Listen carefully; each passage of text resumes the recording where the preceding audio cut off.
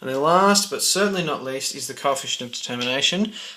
That's just the r value squared, so I've written here r squared. So if r was 0.5, when you square 0.5 it becomes 0.25, that would make it our r squared value. So I've just written that here. Find the r value, then square it.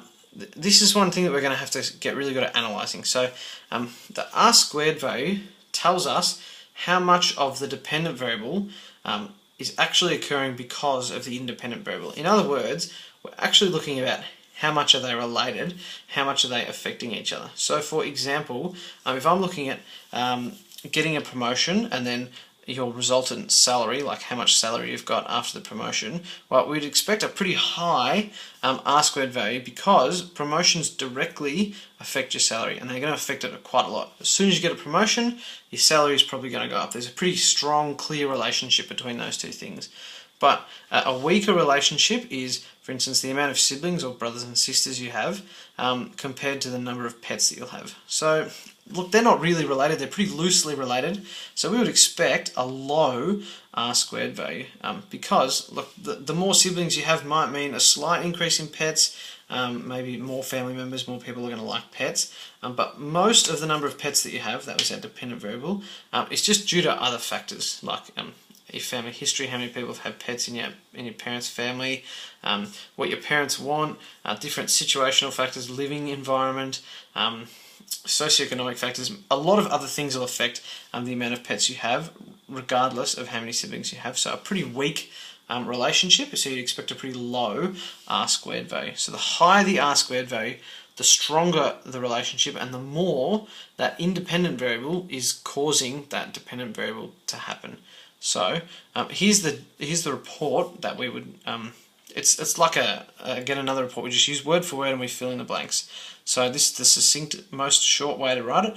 From the scatter plot of, in this case let's go the amount of siblings you have versus the number of pets you have, we can see that, and our r squared value might be 0.5, so 0.5 times 100, which says 50, so 50% of the variation in the number of pets is affected by the variation in the amount of siblings. So what we're saying, in this case we decided it was 50%, we're saying that 50% of what the 50% of the number of pets I have is because of the amount of siblings I have, and the rest is just due to other factors. In fact, can you add into here, I apologise, the rest is due to other factors. You'll need to add that into your summary notes because I haven't put that in there. That's part of your sentence.